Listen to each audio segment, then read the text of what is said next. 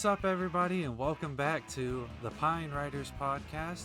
We are here with episode 1, and I'm here.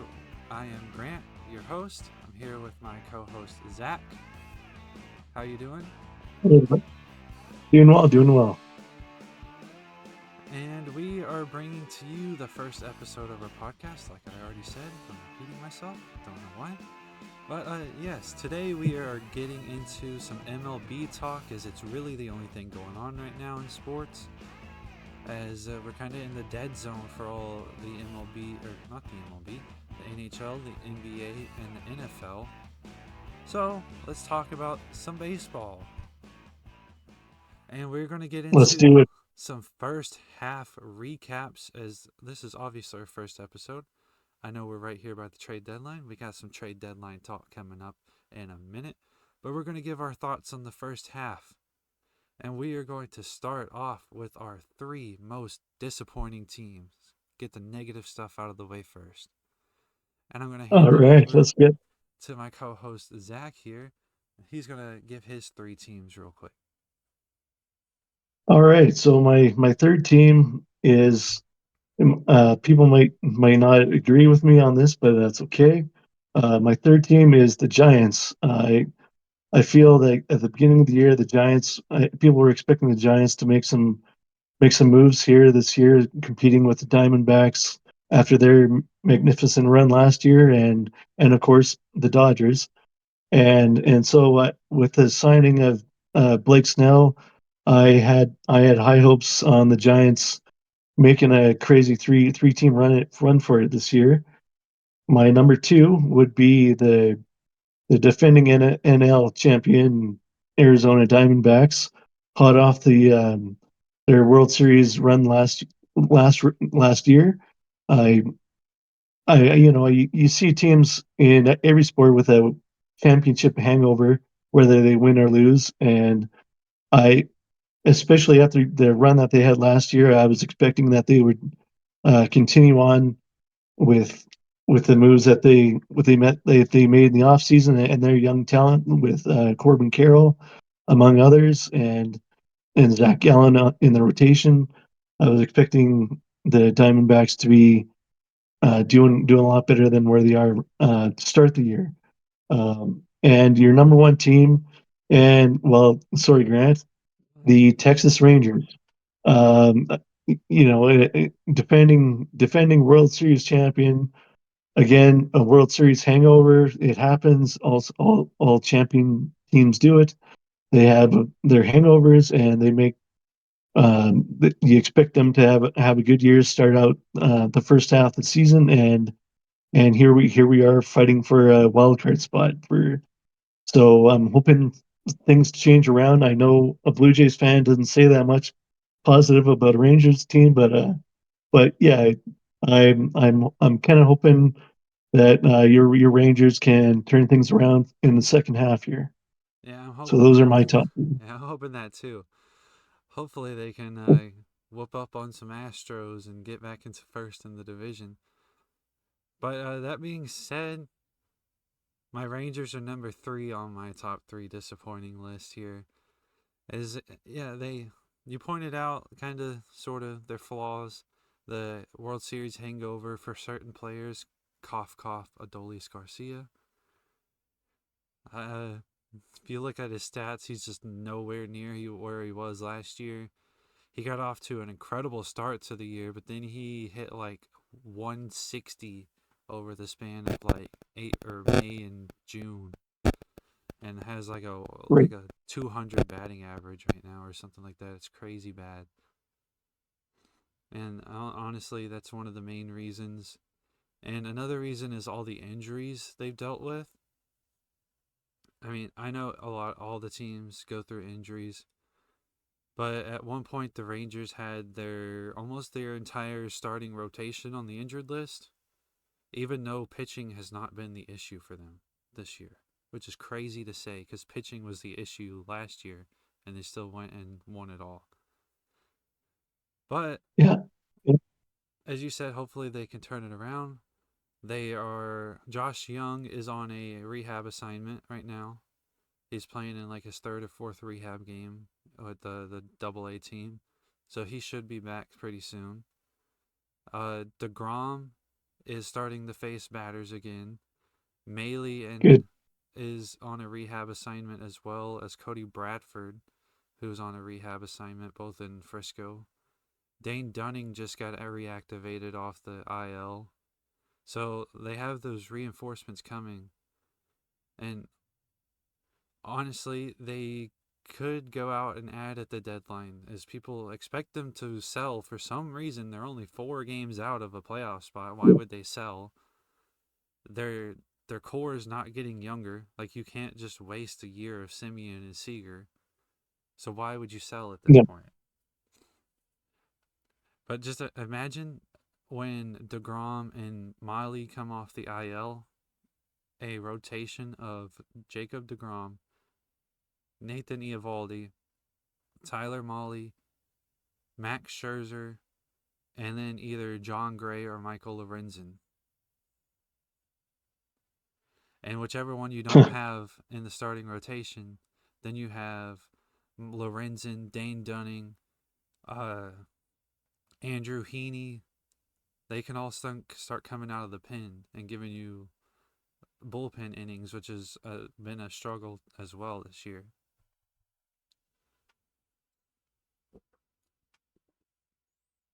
Although they have gotten some like pretty good bullpen help from David Robertson.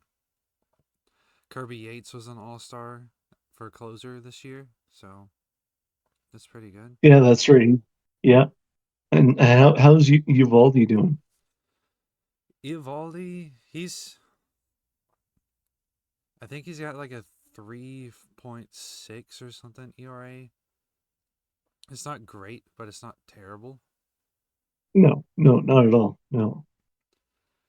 Yeah, but I think they could stand pat and honestly be one of the winners at the trade deadline with the amount of talent they're getting back off the IL right now. Yeah, sure. Absolutely. All it takes is one little streak and you're back in it. So it's plenty of baseball to go. The one thing that sucks is Evan Carter. They announced he had a setback in his injury, and it's looking more like towards mid-September, if that. Oh, okay.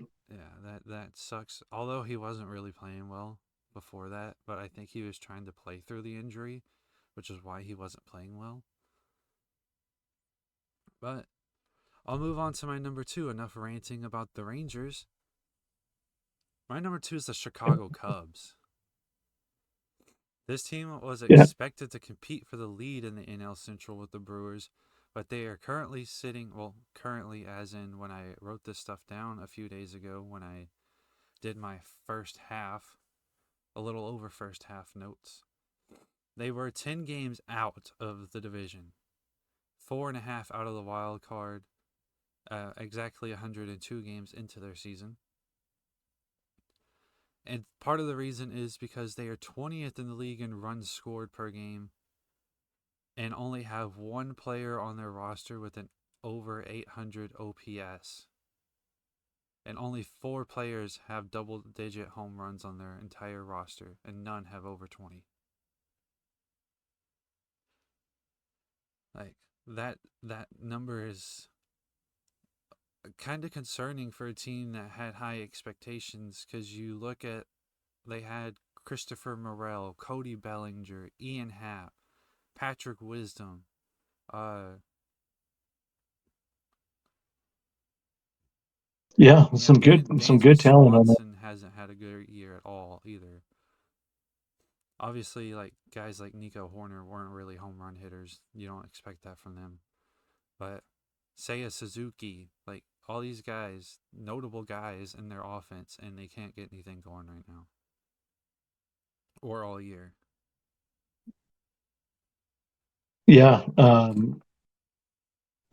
mean their pitching has been decent. Uh Imanaga has been something to watch. Um,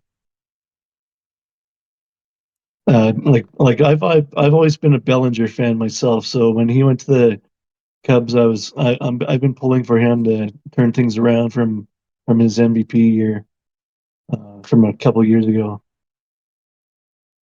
Yeah, he could be getting dealt soon. We'll talk about that later. But That that's true. number one on my disappointing team list is your Toronto Blue Jays.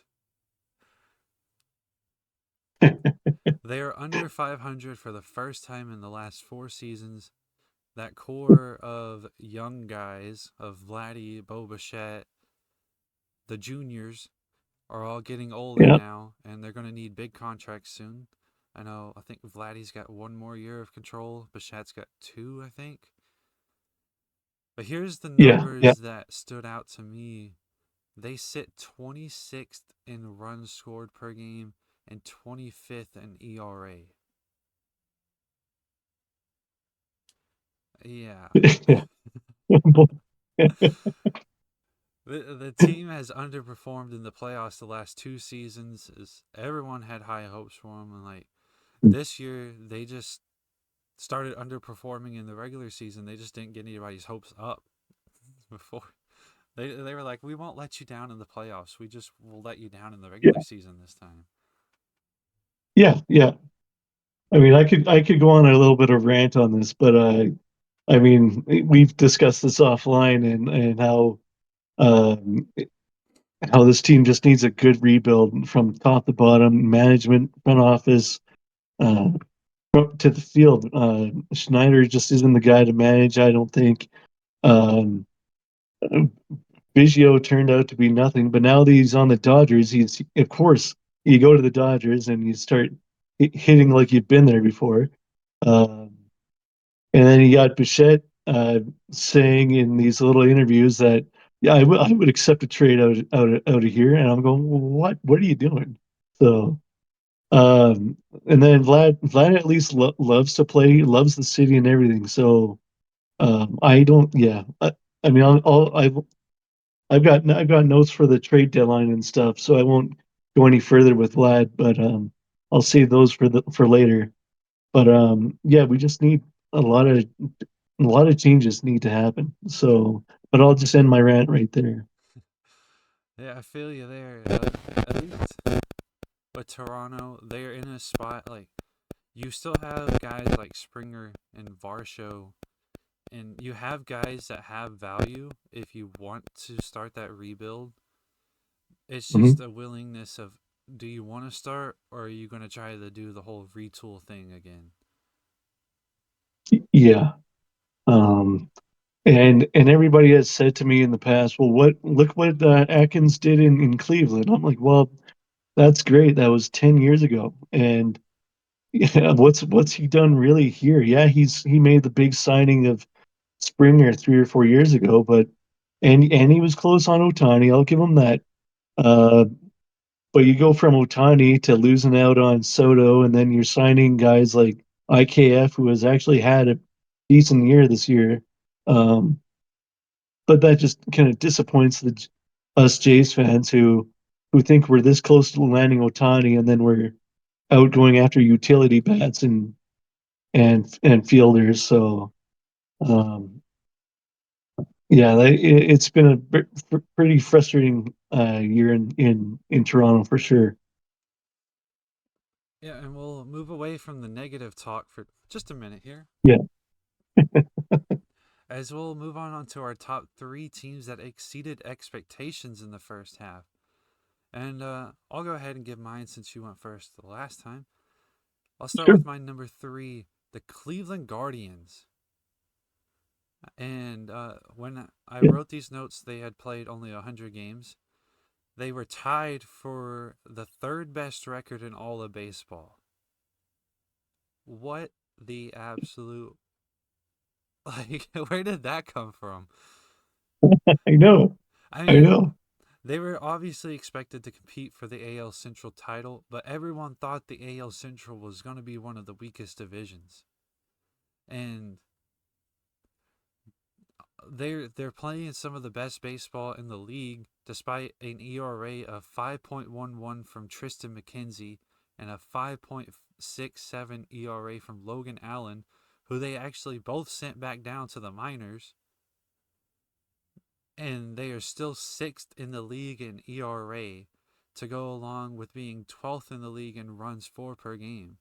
They have 9 batters on their roster with the OPS plus over 90, which is kind of insane because that means your whole starting lineup is playing really well. And the production they've got out of Stephen Kwan and Josh Naylor has been incredible to see. And obviously, they have the MVP of their team and could be of the league, but probably not this year, Jose Ramirez. And I think they're poised to make a run this year. It's based off of what we've seen so far. And yeah, it's just came out of nowhere, really. You got any thoughts on the Guardians, real quick? I totally agree with you on the Guardians for sure. Like when you lose Shane Bieber, two or three starts into the season, that's just crushing because he's just such a good young pitcher who's got a good who's definitely got a good future ahead of him. And but then like everybody else says, next man up, and you get J Ram just lighting the bat on fire and just putting up amazing numbers. You got Stephen Kwan as well, just having a lights out season. You got the Bo and Josh Naylor as well, having some good seasons. It's just an amazing young talented team, and a team that I think I'll be if everything stays well and they get to the playoffs and stuff. I think they can make some surprises compared to all the other big names, and we'll see where things go from there. Yeah, and they're a likable team too. They got like Jose Mhm. Ramirez, likable guy. Stephen Kwan's a likable guy. They got the ultimate pine rider and Austin Hedges. Yeah, Shout out that's Austin right. Hedges, World Series champion Austin Hedges with the Rangers. Future friend of the stream, hopefully, or podcast. I mean, one day. Yeah, they're a real likable team, and yeah, I expect them to do big things going forward towards the end of the season and ultimately in the postseason.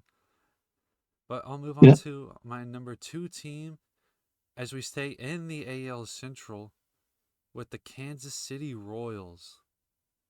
They set at 56-46 through the first 102 games, holding a wild card spot and 5.5 games back of the Cleveland Guardians for the division lead. And these are the numbers that kind of stood out to me. They sit 10th in the league in total ERA and third in the league in starting pitching ERA. They also have 6 players with the OPS plus over 90, and like and they probably have the MVP on their team, I'm not going to lie. Bobby Witt Jr. has been that good this year. And yeah, I would love to see them like get into the playoffs later in the season. I'd like to see what they do here at the deadline, see if they can get Bobby Witt some help. I mean, some more help because it's not like the lineup has been useless around them. But there's certain players, certain positions that they could upgrade to help them because there's certain guys on the market, as we'll get to later, that I could see fitting in with that team perfectly. yeah, for sure. And yeah, their pitching has been great. I'm especially like Seth Lugo, Brady Singer's been good. Obviously Cole Reagans, who has like, where did that come from? Because he was not doing that on the Rangers. The Rangers just trade. They were like that. That just makes no sense. Because he was not very good with the Rangers. They traded him for Aroldis Chapman. Obviously, it worked out in the Rangers' favor because they went on to win the World Series. But it would have been nice if he could have done that for the Rangers. So Again, enough Yeah, about enough they're about my doing really Rangers. good. They're doing really good. Yeah, they're doing really good this year for sure. And my number one surprising team, we're staying in the AL. This time we're heading out east. The Boston Red Sox at 54 and 46. They are my number one surprising team. I had them honestly dead last in that division at the beginning of the season, but they at the time they sat one game out of the wild card 100 games into the year. They honestly are to me the sleeper pick for the World Series. I think they're going to be really active here at the deadline. Um, they only have one pitcher on their roster at the 100 game mark who had an ERA of 4.5 or higher. That's the entire Yeah, bullpen starting rotation. And that pitcher was a all-star last year in Brian Bayo at a 5.27 ERA. They have 11 batters on the roster with an 85 OPS plus or higher, and that is not including Tristan Casas, who is on the IL right now. He would make it 12. right. That's crazy good. That means you're getting production for everybody who's stepping in every day for the most part. Your pitching staff is keeping you in games. You're scoring runs. The only thing is they're in the division with the Yankees and the Orioles, so it's harder for them to compete for that playoff spot. But I think if they do make the playoffs, they could be a really dangerous team, especially if they add some big names here at the deadline because they have a lot of young talent and they could honestly improve a lot here. Yep, they're two. Yeah, they're a half game back of the wild card, uh, right behind KC. So it'll be a good race for the last spot, last couple spots. They're not too far back of the Twins either. Yeah, I'm intrigued to hear what you got for the teams that exceeded your expectations. See if we got some of the Okay, same so ones. we agree on the third one. We agree. I got the Guardians at number three as well, I've said why. My number two is the same. We've got the Royals. They lost 100 plus games last year, but this year they really just came out of nowhere after losing that many games last year. You got Bobby Witt, who I'll say right now is my front runner for MVP of the AL. You got such good pitching, like you said, from Lugo and uh, some Brady Singer and a few others that you mentioned, and so they're right in the thick of things for the wild card spot and could push the Yankees for the top spot in the wild card. So it's gonna, like I said, it's gonna be good, but down race down the stretch, and I'm looking forward to watching that Royals team uh, even battling for the top spot in the AL Central altogether. And my number one, I'm going to stay in the Central, but we're going to go to the NL Central, and the Pittsburgh Pirates are my number one for most surprising team. I mean, they've been kind of the bottom feeders of the NL Central for the last really how many years now. But I always like how they draft their players. They got a really young talent. I'm a big fan of Brian Reynolds, Brian Hayes, O'Neill Cruz, and now this amazing rookie out of nowhere, Paul Skeens, who shows up and pitches the second inning of the All Star game. That just blew my mind right there, and so I think they're going to give the Mets and the D-backs a good run for their money too. They're two games out of a wild card spot as we speak, going into the Sunday games or at least Sunday night. And again, just like the AL Central, they're just going to be they're just it's going to be one big race. It's going to be lead to a photo finish to get into that last wild card spot, and so it's going to be really fun to watch. Absolutely. Yeah, I think So those are, yeah, those are my top three. I could see them really going for it here at the deadline too. Like maybe adding another outfielder into the mix, getting some more offense going, because they have the pitching. Like going into a playoff matchup with Skeens, Mitch Keller, and Jared Jones.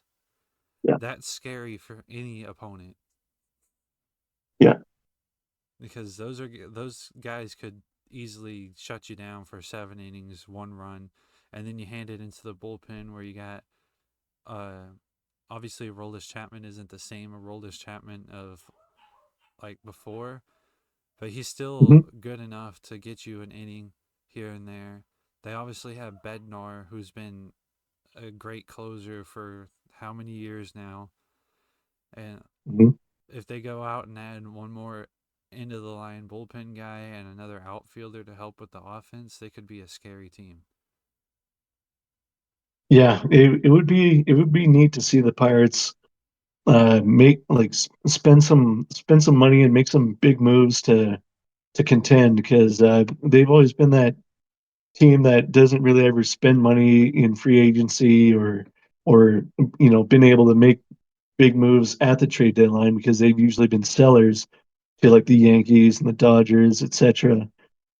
So to me, like the Pirates are have always been my like kind of a feel good story because they're or that the team that you kind of cheer for in privacy, just you want them to do well because they're just not really ever spending money. So just hope that they can do well one day. So, and I believe this is the year where they can surprise a lot of people.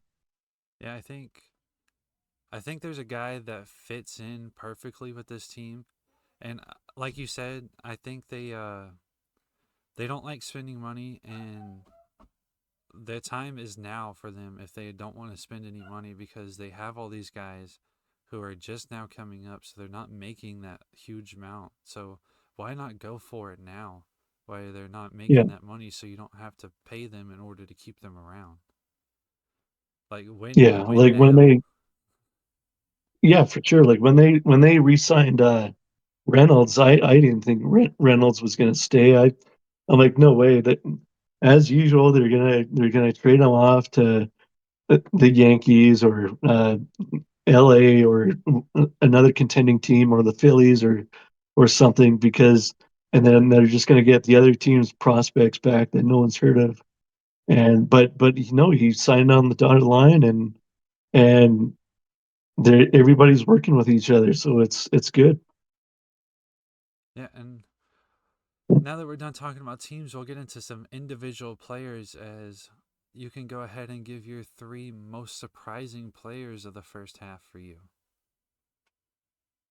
Okay, so my my three surprises have my number three will be Jerkson Profire of the Padres. He was re-signed back back in the off season to like a really small uh, contract, but uh, so far the first half he's just been lighting the world on fire for the Padres, and so it wasn't a name that everyone expects you to put down for like a top or a big name kind of player, but he's been turning it around. My my number two surprise player. I've been seeing just a lot of good things from him coming from the Guardians. Stephen Kwan. He's one of the many bats on that Guardians team this year that has just been lighting the ball on fire this year, and he's helped the Guardians get into contention for both the division and even a wild card spot at the very least. It's going to be a good finish, like I said, with the Royals, and and so yeah, he's been on my number two, and my number one. I'm going to go back to what I said with my players that or teams that exceeded expectations. I'm going to say Paul Skeens is my my surprise player. Uh, this kid comes up kind of really out of nowhere. No one expects like a top pitching prospect to go all the way to the All Star game and start. And so, I mean, not really start in the All Star game, but he played in the first couple innings, and he just had a really good inning at the All Star game, and that's just to me that just blew my mind how good this kid has been having such an amazing season this year. And so yeah, those are my three players right there. Yeah, and I will say I have one of your three in my top three as well. But yeah, I agree. Paul Skeens actually did start. He uh he gave up a hit to Stephen Kwan, I think, to lead off the game, Oh yeah, right, and right, then you got the next three guys out, and what was it? Gunnar Henderson, Aaron Judge. Wait, no, yeah, he got Kwan out. He got Henderson out, and he walked Soto and got Judge out. That's what it was. that's right. Yeah, okay, Yeah, I yeah, I agree. couldn't remember. I I didn't expect him to even be in the majors. I expected the Pirates to leave him down. But what a story it's been. And like for him the other day to get his first loss on a game where he went into the ninth inning is just kind of crazy, and kind of also speaks to what I was just talking about with the Pirates needing to get some more offense. Mhm. But yeah, Yeah, speaking of teams needing to get more offense, my Texas Rangers need to get some offense, and they have gotten offense from this one guy that no one expected to. He was all-star snub. Should have got in over Willie Castro, but I'll leave it at that. Don't want to get into another rant. But Josh H. Smith this year, a 285 batting average, which is 23rd among qualified players, 383 on base percentage, 11th among qualified players, a 835 OPS, which is 24th, and he's got 10 homers with 43 RBIs. And listen to these numbers he put up last season in the same amount of games played as he had so far. A 1 point or 8 hold on, fumbling over words. A 185 batting average. So he's raised his batting average 100 points. A 304 on wow, base, a 633 OPS. He already has 4 more homers this year than he did last year, and he only had 15 RBIs last year. Like, nobody expected this dude to come out and put up these numbers. When Josh Young went down, we were all, oh my God, it's season over. Who's going to fill in that like production out of the third base spot? And Josh Smith has slid in, and he's honestly made this easier. Like, he's part of the reason the Rangers are not further back in the division than they are right now. I know they're still like 4.5 games back right now, but right, they could be a lot further back if it wasn't for a guy stepping up like Josh Smith did. Because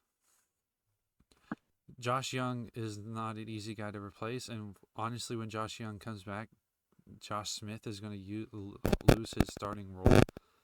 But he can also play short and second base, so that gives you more options of moving him around and giving guys days off. And it's not like you're plugging in somebody who is going to be just there for defense and a non-factor in the lineup. He's been batting third for the Rangers most majority of the year. That's how good he's wow, been. Like, yeah, no kidding. my number two is Tanner Houck or Houck, however you say it, from the Yeah, Red Sox. I I think Hauk, but yeah, yeah, right. 2.71 ERA, seventh among qualified pitchers. 6 home runs allowed, it's second best among qualified pitchers. and 114 Ks is 28th among all pitchers, not qualified there. Last year he had a 5.01 ERA, allowed 14 home runs, and only struck out 99 batters last year. So he already has more Ks, not even like less than half the home runs allowed, and about half his ERA. He cut his ERA in half. And he's Hmm. part of the reason the Red Sox have been successful, as a guy like Brian Bayo having a pretty rough season, but a guy like Tanner Houck stepping up and filling that role, along with their other rotation guys like Cutter Crawford and those other guys. They've really filled that void of Brian Bayo, and yeah. Yeah, for sure. And my number one was the guy that I said we both had, Jurickson Profar. A 300 batting average, which was 12th among qualified hitters. A 866 OPS, 16th among qualified hitters. To go with 16 home runs and 62 RBIs, which ranks 23rd in the league. Compared to his batting average last year of a 242, a 689 OPS, 9 home runs, and 46 RBIs. Some crazy comparisons right there to that. And honestly, if you compare him to when he was a Rangers prospect coming up, all hyped up, was at one point the number one overall ranked prospect in the entire league with the Rangers. And needless to say, he disappointed when he got to the big leagues with the Rangers. The Rangers let him go. He bounced around from a couple teams. I think he was on Colorado at one point.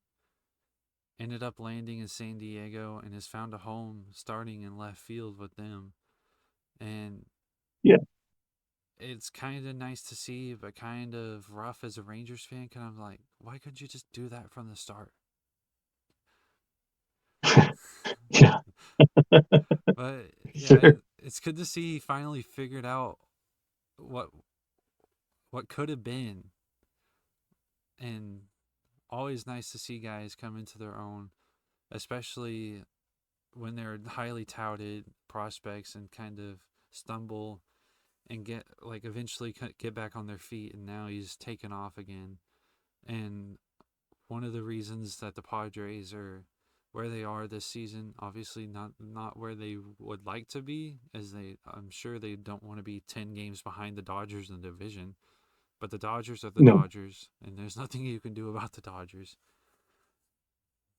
Yeah, like you got the Dodgers number one always, and then you got Arizona, San Diego, and San Francisco kind of there, and then you got the Rockies just riding coattails in last place as usual.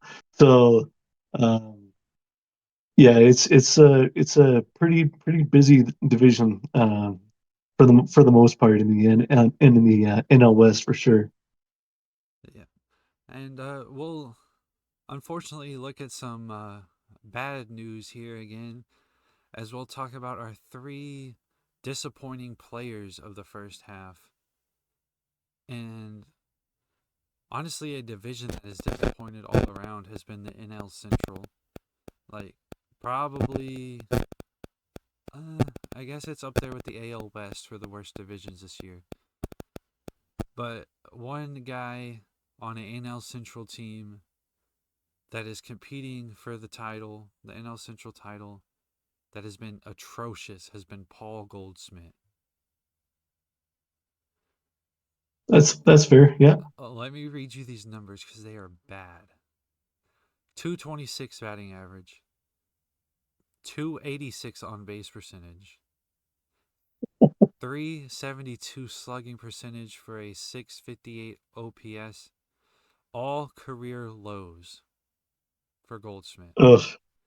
0.0 WAR this season. And the last time he finished with this low of a WAR was a 0.8 in his rookie season, where he only played 48 games. Other than that, he has not finished below a 2.1 WAR season. Huh.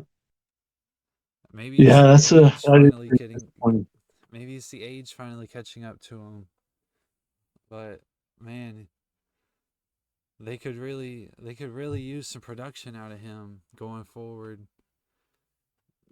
Like that zero point 0.0 WAR is kind of crazy, especially when he's supposed to be a Gold Glove level defensive first baseman as well. So, I mean, if he's playing Gold Glove defense, then he should have at least some WAR this season, not just a zero point 0.0.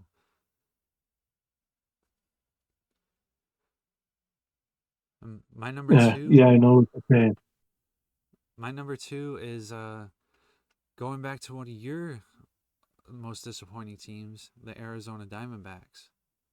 And I'm talking Corbin Carroll. These numbers are even more atrocious than Paul Goldschmidt's.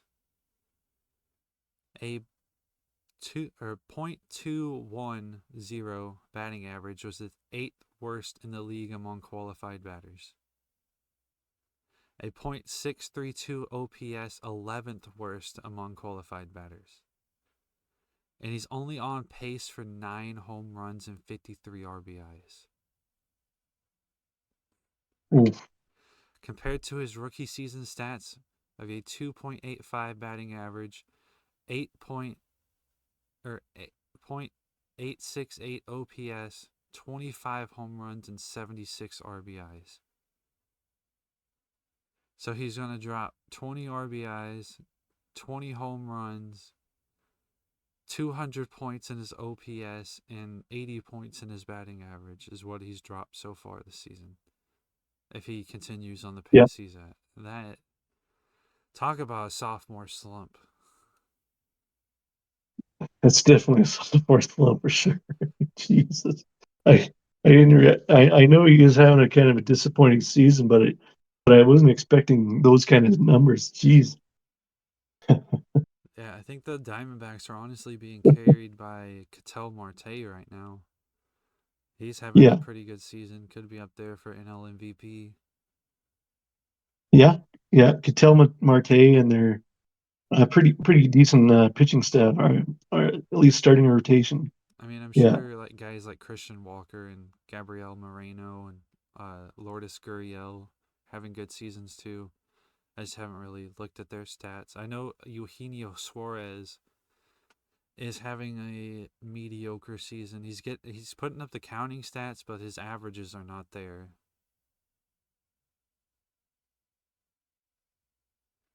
yeah. Yeah. I'm looking at Carroll's stats right now too, and compared to last year, 2023.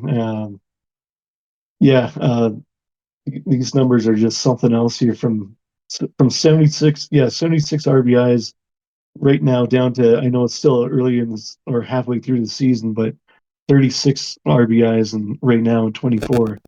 Yeah, that's definitely a slump for sure. Yeah. And my number one guy, going back to your Toronto Blue Jays, Bo Bichette. A 222 batting average, which is 19th worst. 595 OPS, third worst among qualified batters in the entire league. And on pace for 7 home runs and 52 RBIs. Yeah. Compared to his 306 batting average from last season, 814 OPS, 20 homers, and 73 RBIs. Yeah. For And he's welcoming that trade out of Toronto right now. Jesus. I mean, maybe he wants out of Toronto to turn those numbers around. Who knows? Like maybe he don't like the changes they did to the stadium in the off season. Yeah. Yeah, all the money we spent on cup holders. Yeah.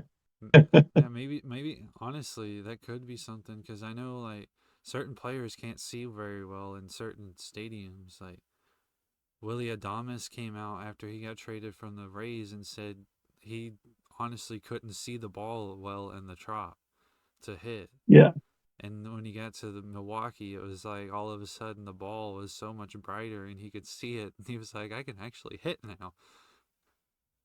yeah. Like even like I've never been to the Trop, but I mean you hear it all the time. Players are losing the ball in the lights and how dark. Like even it's dark on TV and uh like I is it's just such a boring ballpark. It's just an awful, ugly looking ballpark. So you hope that this new stadium that got approved or whatever, you hope down the road things are a lot better. And I think it is a outdoor stadium with or like a maybe a retractable roof at least.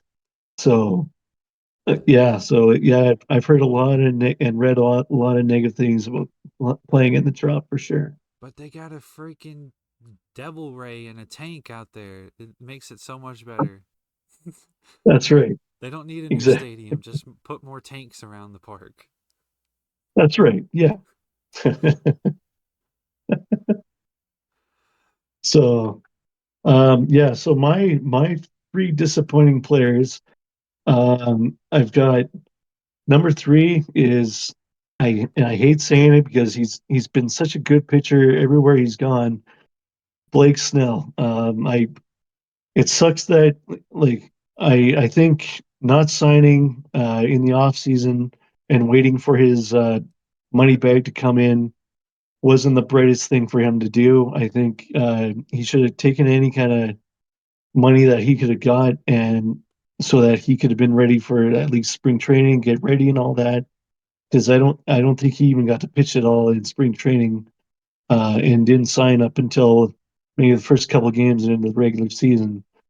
So yeah, he's just been battling um, his highs and lows this year, and so I'm hoping maybe at the trade deadline. I've read a few places that on a few sites that he could be going somewhere or has a possibility.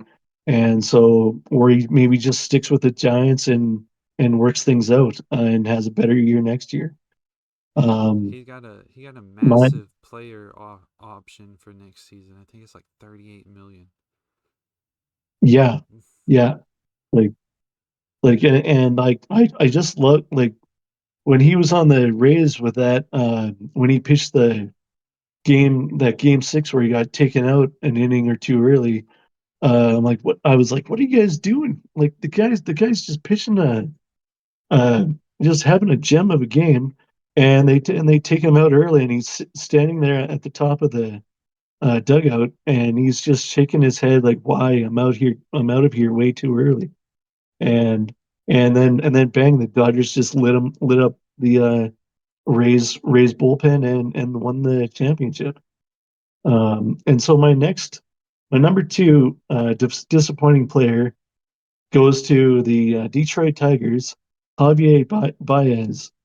Uh, he just hit his second. He just actually hit his third home run, but his second home run didn't come up until I believe it was Wednesday or Thursday, and his first home run wasn't until April, and he's got that big contract with the Tigers right now, and he's making all that money, and I know he's on the other side of 30, but I was just expecting more offense out of him. And I know he only hit about 9 home runs last year, but I would at least expect him to be giving a little more big big pop with his bat, but he just hasn't come through.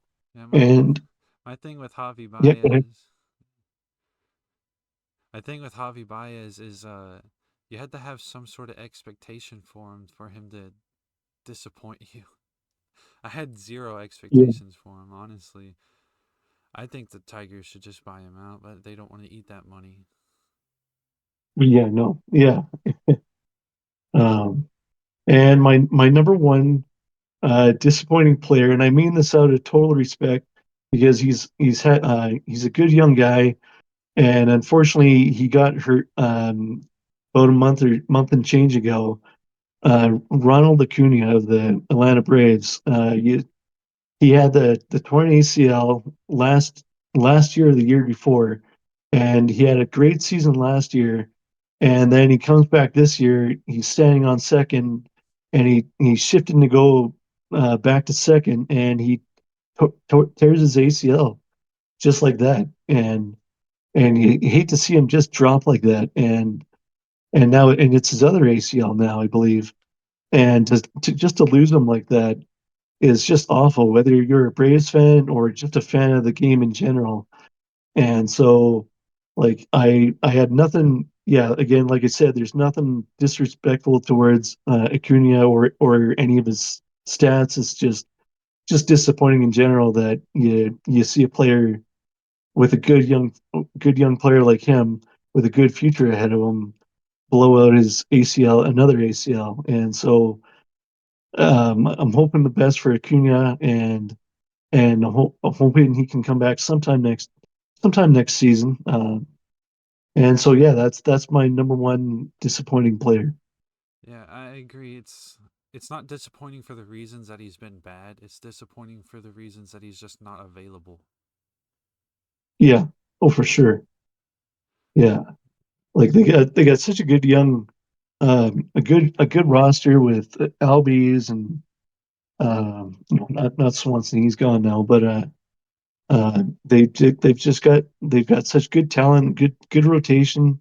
Um, and they I just feel like he'd be providing a lot more offense right now if he unfortunately didn't get hurt like that. So And yeah, yep, it's like with Trout. The game of baseball is better when the best players are playing. And when you have guys like Acuna, Spencer Strider, Mike Trout, they're missing yep, big time with all these injuries like DeGrom. Like we've already forgotten how dominant DeGrom is. Like obviously he got injured, was like injury prone before he came to the Rangers, but like all these guys yeah, are super good players, and once they're out for a while, you just kind of forget how good they really are. Like I heard people on the internet saying Mike Trout should not be a Hall of Famer. Like what are you talking about? The dude was that's like the unreal. best player in MLB history for like a 10-year span. Yeah, Just because yeah, for sure. he's having injury issues the last 3 or 4 seasons doesn't discredit everything that he's had or everything that he's done. Yeah, no question, absolutely.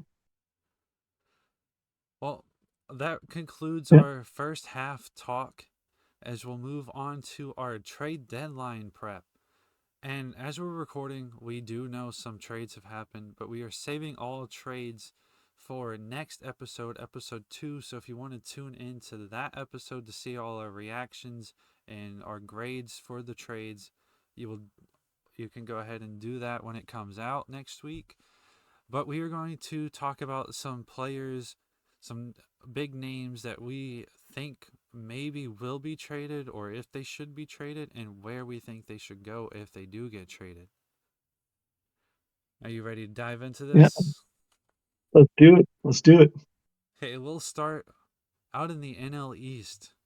I know they're on a run right now, but Pete Alonso in the last year of his contract, do we think he gets dealt or do we think the Mets hold on to him to try to make this run this year?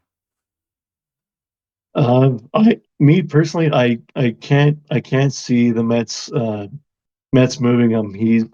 They're in contention right now. They're not they're not too far out of a wild card spot either going into this evening. Um, so I just can't see them moving him. If they were to end up moving him, I can see a team like the Mariners who need a first baseman. Um, they would be my pick for where he goes. But I right now I just can't see the Mets making any trades to look like sell it or make any sales. They'll be buyers for sure. So I don't see them moving Alonso at all. Yeah, I'm right there with you. I think this run that they've been on in the last few weeks or they just kind of honestly been slowly creeping up the standings and you don't really notice it unless you go look at them. And I Yeah, think it's forced their hand to where they have to keep him. Because earlier in the season, when they were down and like just out of the playoffs, you're like, okay, they might trade him because he doesn't seem like he wants to stay. He's going to want to go into the market and test, like, see how much he can get. Because, I mean, he hasn't been bad. He's been a good player in his career. He hits a lot of home runs, he gets a lot of RBIs. So, but I just don't see a world where the Mets can trade him right now, especially since they're actually in contention. yeah, yeah, absolutely. They got the last wild card spot, um, and yeah, currently half a game up on the Diamondbacks for the final wild card spot as we speak, and so they can easily make even they could even catch Atlanta right now. They're not behind too far front back of Atlanta for the first wild card spot. So yeah, it's gonna be good rush to the last few spots here up till last week of the season for sure. Yeah, and we'll move on to another first baseman here, Vladdy Jr. from your Blue Jays. Is he on the move? um, I can't see them moving them now. Yes, they are in a they are sellers right now, but at this time they've still got him under contract going into next year as well. He wants to play in Toronto. He loves playing in Toronto. The family loves it there. I just can't see him being traded as both a biased Blue Jays fan and a baseball fan in general. I just don't see the Jays moving him. If they do, again, I would say the Mariners would be uh, the go-to for the Blue Jays. I've heard rumors of it um, from I have no sources whatsoever, just so everybody knows. But yeah, I just don't see Guerrero getting moved at all here. Well, I'm about to break your heart because I have him on the move. Yeah. I have him going to an NL, or not NL, AL West team, but is not your Seattle Mariners. It is your Houston Astros. Yeah. Vladdy Jr. to Houston is what I think is happening.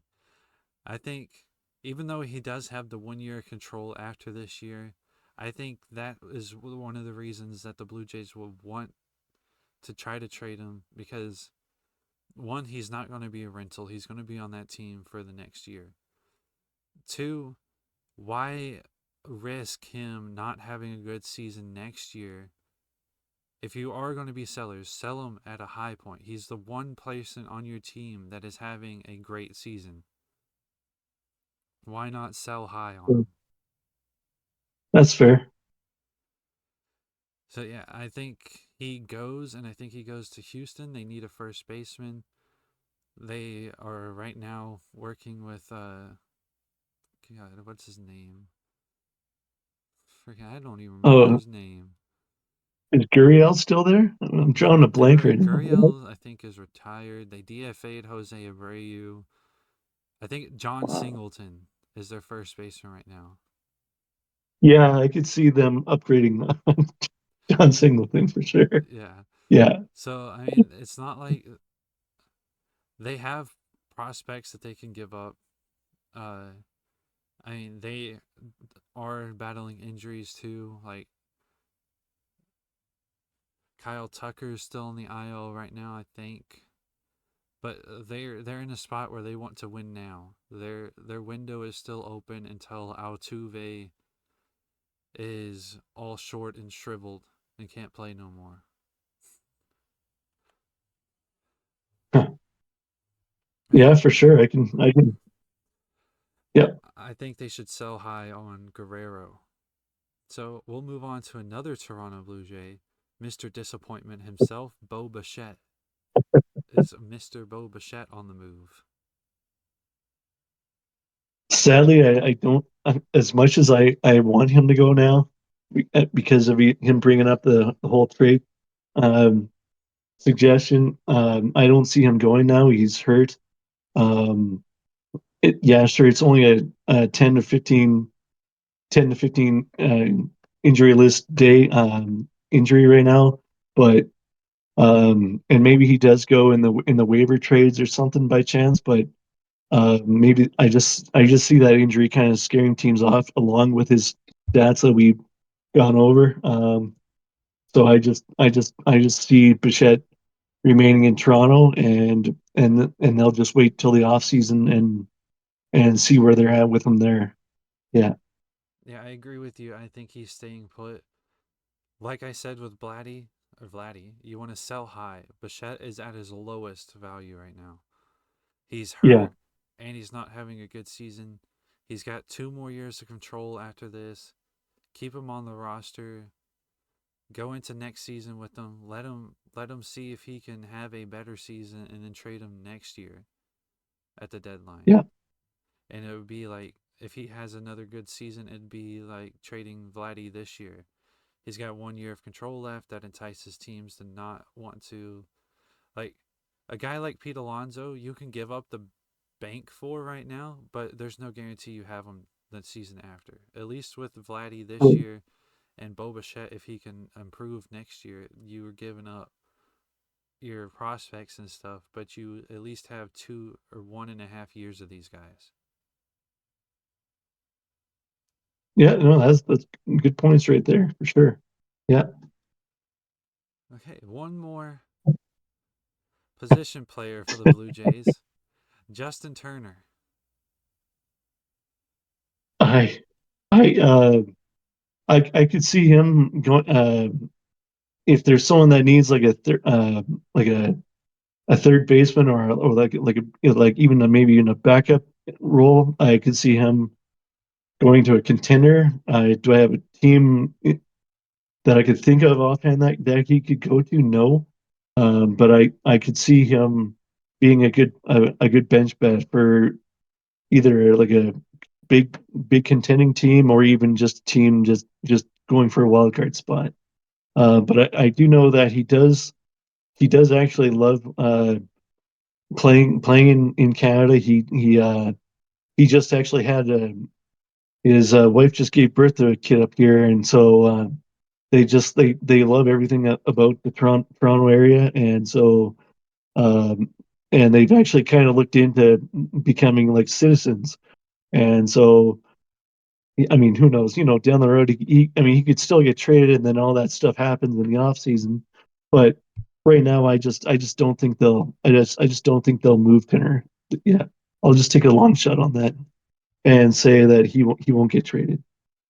I do have him getting moved. He's in the Okay. last year of his deal. He's what, 39, something like that. So he's older in the last year of his deal. He's going to be a free agent. Who knows if he comes back? If the Blue Jays are selling, like, if they're going to launch into this full rebuild, you don't want a 40-year-old on your roster. No. So I have him going to the Mets. Okay. Yeah. I feel like that's a good fit. They have guys like Mark Vientos, who has been solid for him as a rookie. They have Jose Iglesias, who's come in and been really good so far, playing third. They have JD Martinez, who's been solid this year, but I just think he Yeah. gives them another depth option there on their bench, which they're lacking right now. That way, if you need to give another guy a day off, I'm not sure what positions Vientos can play, but you can plug Turner in and have another solid guy in your lineup. And it's just a depth piece rental for this year. You're not going to have to give up too much to get him. So why not take a flyer on him and have him be that depth leader off your bench? That's fair. Yeah, that's fair. Yeah. Good points. We'll move on to another third baseman. Up in the Rocky Mountains is Ryan McMahon on the move. I can see him going. I like, and the team. I believe, and I'll go with what you said about Turner. But I could see McMahon going to a team like the Mets and play that third base, and just be that lefty bat that adds some power to that lineup. And and yeah, that's where I can see McMahon going for sure. Yeah, but I do see him going for sure. I actually think he's staying put with the Rockies. I think he's got a few more years to control. I'm not sure how many. It's either 2 or 3. Okay. And I don't think the Rockies never trade people at the deadline when they should. Should they trade McMahon? Probably. Are they going to? Probably not. It's just like they should have traded Trevor Story. Did they? No.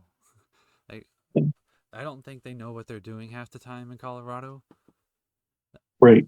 So I don't think he's going to be on the move. But if he did move, I think it's 100% the Yankees. It's just a perfect fit. A power hitting third baseman. What do the Yankees lack? A third baseman or corner infield? Because I'm pretty sure he could probably play first base too. DJ LeMahieu's been garbage this year.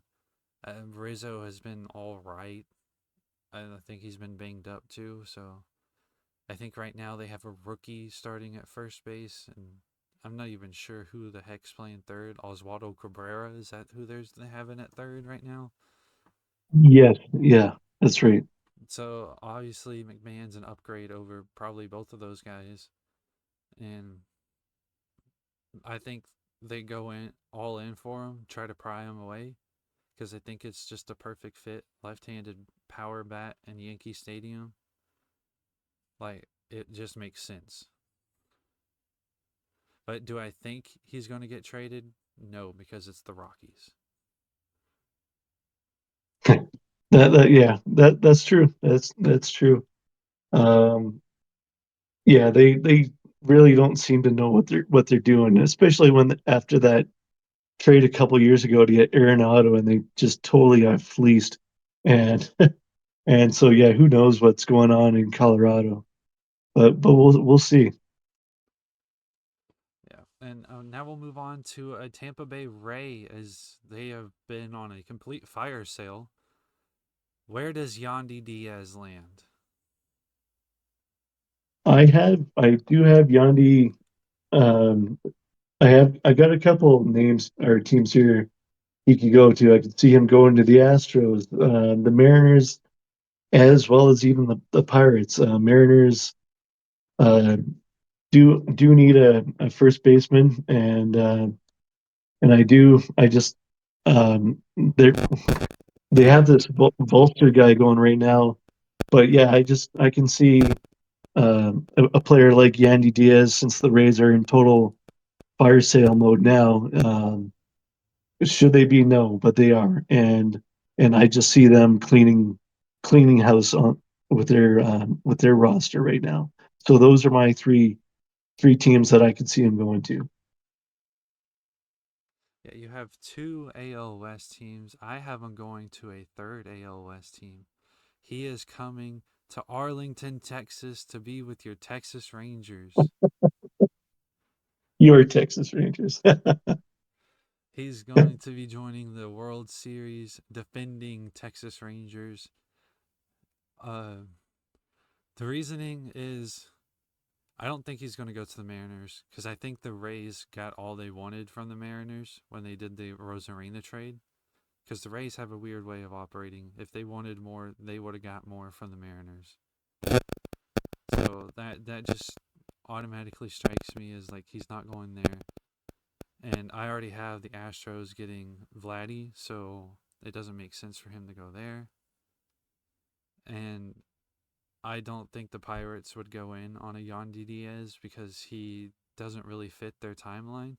I think he's already like early 30s, doesn't have much control left, if any. So it just don't seem like a Pirate thing to do. But I think the Rangers, especially with the setback news of Evan Carter, you're gonna have your outfield's basically locked in at this point if Evan Carter doesn't come back unless you make another trade because Hmm. it's going to be Langford, Leody Taveras, and Adolis Garcia.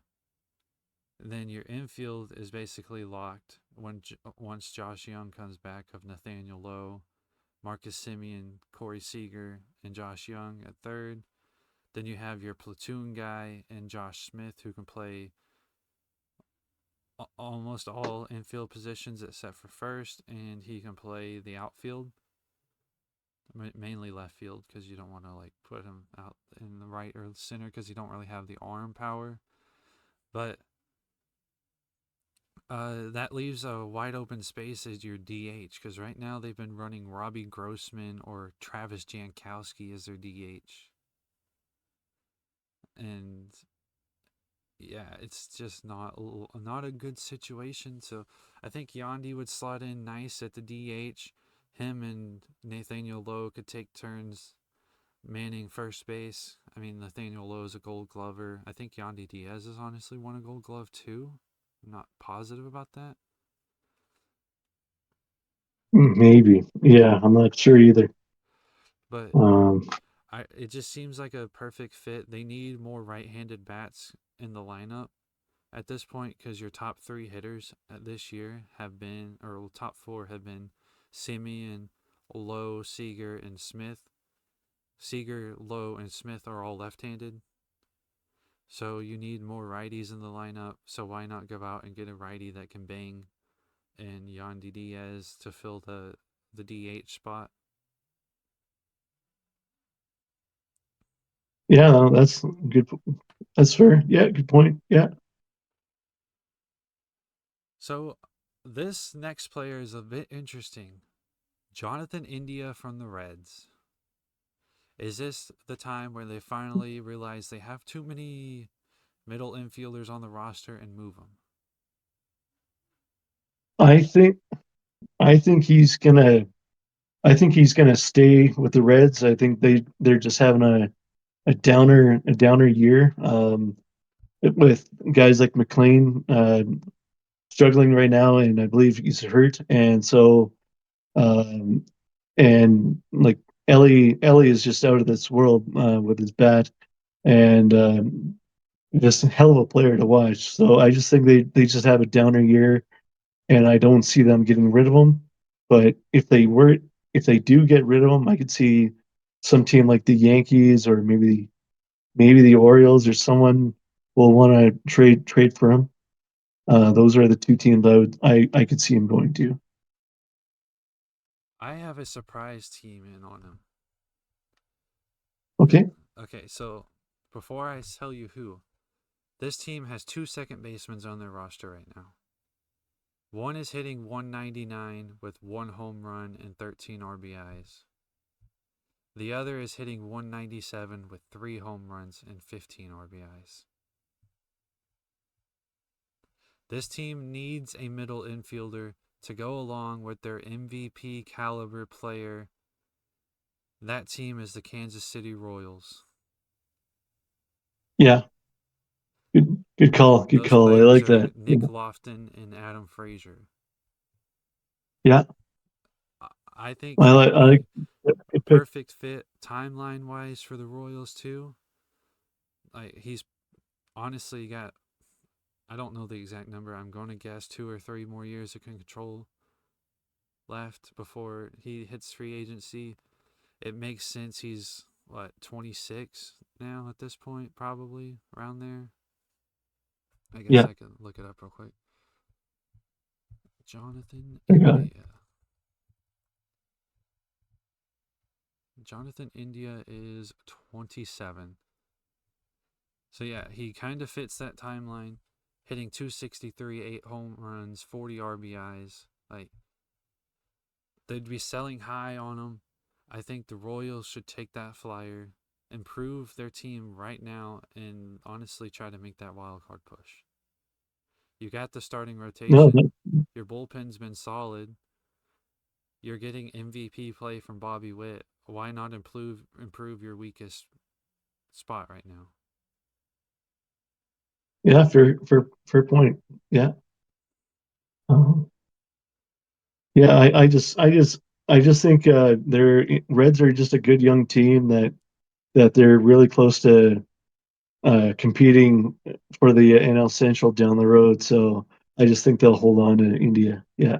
I just think they have too many young players in the same positions. Like you have Ellie De La Cruz, McLean. I'm pretty sure TJ Friedel was a middle infielder before they converted him to outfield. Novelli Marte was a middle infielder until they moved him to third.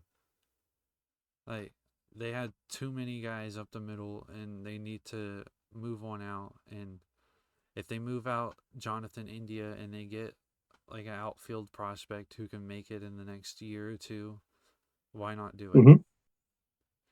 Yeah. Yeah, I agree. That's true.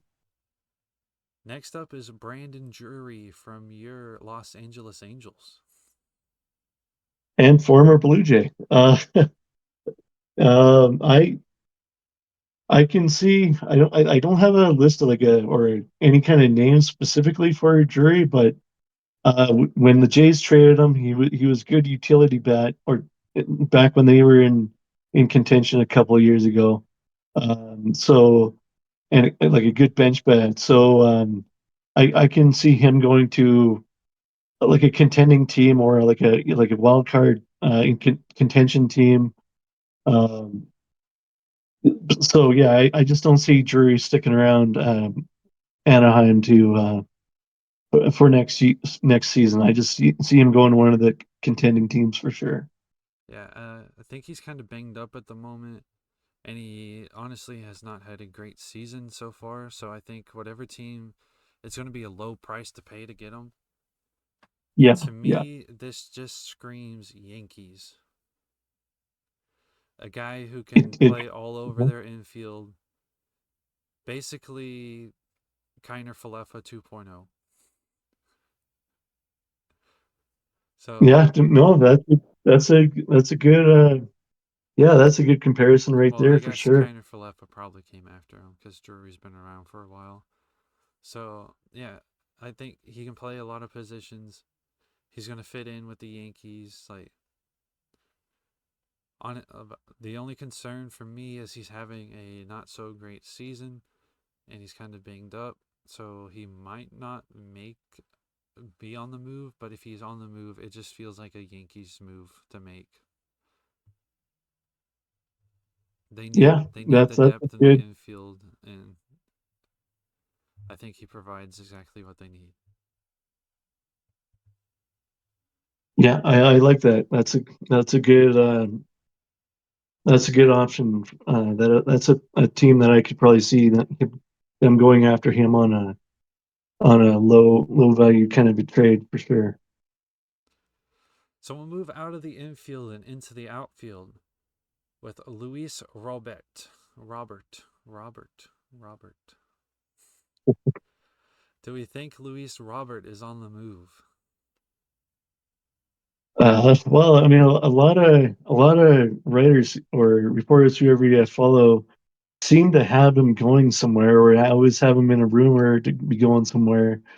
I just think a young team like the White Sox. I know they're totally in a rebuild, but I just see a young team like the White Sox holding on to him, uh, along with another name that we'll come up with pretty soon here. But yeah, I personally just see him sticking around with Chicago for sure. Yeah, I disagree with you on this part. I think he's on the move. He's under contract next year for 15 million, and then he has two club options after that. So you have 3 years of control left on him, and that takes him into his year 30 season when he would become a free agent. And I think what the White Sox are going to want to sell high on him. They're winning 27 games. What's the point of holding on to him? Because by the time you're competitive again, he's going to walk in free agency. No, yeah, yeah, you're right. It could happen for sure. So why not sell Um, sell these guys while they're at their peak? Like get guys, just accelerate the rebuild already. Stop putting off the inevitable. Like, you should have known this was coming as soon as you lost Abreu and Tim Anderson, and Yohan Moncada can't stay healthy, and Eloy Jimenez has been garbage. Yes, yeah, definitely has been garbage for sure.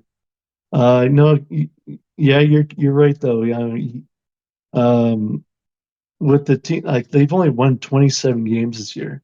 Last I checked, and that's just god awful. And really, who really wants to bite their lip and go through all that torture? I just figured a kind of a young team though. They might want him to stick around, but for him himself, he might just say, no, no, no, move me and get what you can. I want to go somewhere where I'm competing. So, yeah, you bring up good points for sure. Yeah, I think, given his injury history, he's finally healthy. He's having a good season. You only have 3 more years of control, and honestly, you got to be honest with yourself. Do you look at your organization and the players in it and say, okay, we won 27 games right now, but we're going to be competitive in the next 3 years? Because honestly, the answer is no. You can't go from No, 27 wins to being competitive in 3 years. It's just not possible. no, no. So why hold on to him if you're just going to lose him in 3 years anyway? Trade him while his value is highest. Get as much as you can Yeah, back. And honestly, I think he fits in perfectly with the Phillies. yeah. That's where I've read him. Where there's been interest in him is the Phillies for sure. They got they can use him in their outfield for sure. Because Yeah, you bring in him. I mean, they already, spoiler alert for the next episode, they already brought in Austin Hayes. But that's right. I think bringing in Hayes, bringing in Robert, and then you have Castellanos and Schwarber as your four outfielders, and you also have Brandon Marsh. That allows you to have Hayes as that backup, like fourth fourth outfielder guy. Move one of Castellanos and Schwarber, who are terrible on defense, into the DH role, and then you have an outfield of Marsh, Robert, and then whichever one of Schwarber and Castellanos you keep out there. That seems Yeah, like the no, best option, the most logical spot. I mean, obviously there's other spots Luis Robert could fit in. He's a young guy, but it just seems like the most Phillies thing to do. They seem to want to win right now. They're going to pay top dollar for whoever they get because they're first place in the league. Why wouldn't they? Why wouldn't they go for it? right. No, that's a good point. Yeah, I can definitely see the Phillies making a run at him for sure. Even after the Austin Hayes trade yesterday. Yeah, So another outfielder, Brent Rooker here. The A's have came out and said they are not expecting to trade him, but I feel like there's going to be lots of offers on the table, and honestly, they might get one that they just can't refuse. So I'm interested to yeah. see if you have him on the move. I do have him on the move, and I agree with where some writers have had him going on the move. I can see him going to the Red Sox. Um, he's got a big bat, and that left field in Fenway is it's really small. Even though you got the Green Monster and everything, it's I think he'd be able to bring some offense to the team for sure. Um, could he stay with the A's? Yes, but I just see him getting moved at the deadline. I would have said a team like the Yankees, but they've got their their big offensive bats in the outfield now, and they just added Chisholm. So I don't see him going to the Yankees. So a team like the Red Sox is where I have him going. Yeah, I don't think like if I'm Oakland, I'm selling him right now. He's 29 years old. Mhm. He does have 3 more years of arbitration after this.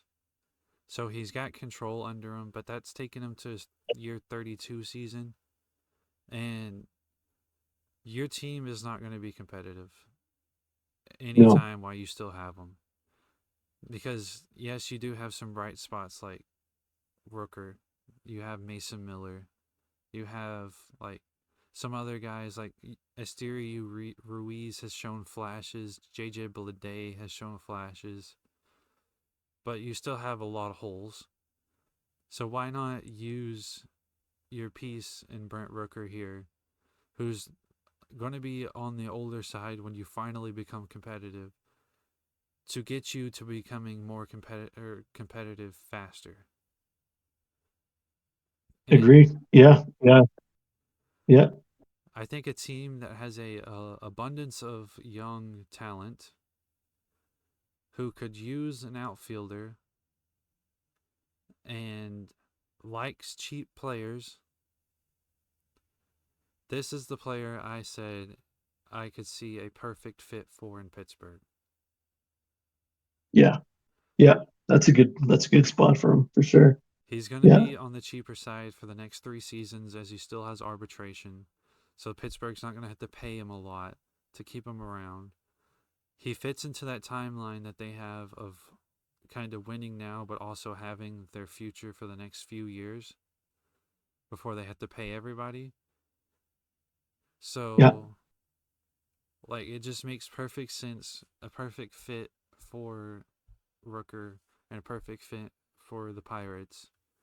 And obviously, the A's can get some pretty hefty prospects back. I think Pittsburgh's got some decent prospects in their system. And I think it's time for them to sell those prospects to get better because you don't want to waste what you have in that pitching staff this year. exactly. No, no, good. Yeah, I like what you have to say there about that for sure. Next up is Cody Bellinger from your Chicago Cubs. Is Cody on the move? I do have him on the move. I I want to say Yankees, just like you said earlier with yeah, I believe it was Jury. Like I could see. I was gonna say the Yankees. I'm still kind of on the fence with it, even though because they just got Chisholm yesterday. But with that short porch in right field, and he has a pull. He seems to be a pull ball hitter. He would do well in, in the Bronx, and his dad even pitched for the. I mean, played for the Yankees back in the early '90s. So Yankees are a team he could go to. I could also see the Phillies if Robert doesn't go there. Those are my two teams he can go to. Yeah, I have probably a little bit of a surprise team here to throw in the mix. Mhm. But I think with their injuries, they still have had a pretty good season. They're in the thick of things in that NL wildcard race. Mhm. They're looking at the teams around them that are probably going to get better, and they're thinking, oh crap, we need to do something. Their biggest weakness right now is their outfield. Now that they're missing Ronald Acuna Jr., Michael Harris is Yep, still out. Your starting outfield is right now Jared Kelenic, Ramon Laureano, and I don't even know the third one right now. I actually have 2 players going here. The other one we'll get to in a minute. But I sure. have Cody Bellinger going here because I see him like they have money to spare considering all the team friendly contracts they've suckered their players into taking.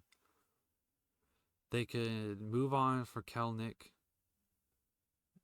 That experience obviously ain't working for anybody, but I mean, obviously, they probably want to keep Kelnick right now because he seems like the best option for that third outfield spot.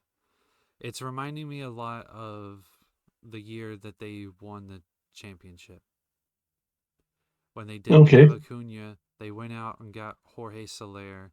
They went out and got Jock Peterson. I feel like Cody Bellinger is that Jorge Soler, and the other guy is going to be the Jock Peterson that we'll get to in a minute. They filled the need that they had in the outfield, and it ended up coming back and actually working for them and leading them to that World Series. Now they do have some bigger holes now that Ozzy Albies is gone, but I feel like they have enough depth to cover up for Albies, but they need that outfield help again. And that's why Cody Bellinger fits. He has the opt out after this year if he doesn't like his fit in Atlanta, or if he just wants to go somewhere else, or if he wants more money, he can opt out after this year. If not, Atlanta gets him for 2 more years at next year 27 and a half, and the year after at 25 million. And considering their team friendly contracts, I think they could probably afford that. I'm not honestly too sure if they can or not. I'm not like a contract expert, Right. but it just seems like a good fit. They need the outfield help now that Acuna's done for the year. So, yeah, I'd have them going to the Braves. Sounds good. I like that. Those are, yeah, good options. Next up is Mark Canna from your Chicago, or not Chicago, Detroit. Is he on Detroit? Is that where he is right now? Yeah, he's on Detroit. Yeah, former A, but he's on Detroit now. Wasn't he a Met at some point too, and a Brewer? Maybe, yeah, sometime before the A's. I just remember my MLB The Show last year went because he would always light my pictures up. So, but yeah, no, he's a Detroit Tiger. Yeah, he. I have him going. I have him going to the AL West. One of these two teams is going to get him. I have the Mariners and I have the Astros. Mariners are in need of a first baseman, and as well as the Astros are in the need of a first baseman. So Vlad was rumored to be going possibly to Houston as well. So, but like I said earlier about Vlad, I think he stays, and so a guy like Canha is gonna end up in either one of those two teams there, Mariners or Astros. I agree with you that he's going out west, but I have him heading to the NL West. I think the Padres are going to pick him up for a depth piece off the bench. I mean, they have a solid outfield. They have some good rookies, but they also have some not so great rookies. And I know his last name's Johnson, but he's been playing a decent amount for him. But he has not been very good. So Canna would come in, give him a depth option on that bench, an outfielder who can also play some first base to give Cronenworth a couple of days off here and there. And I mean, he's having a decent season, a 231 average, home runs, 38 RBIs. So it's not the greatest upgrade, but I don't think he'd be too expensive. And the Padres, honestly, it seems like they like their team the way it is. They have some good young guys, like I said, but I don't think they would have to give up a top of the line prospect to get him. And I feel like he'd be good depth for a playoff push for them. Yeah, fair point there. Yeah, I like that. Yeah.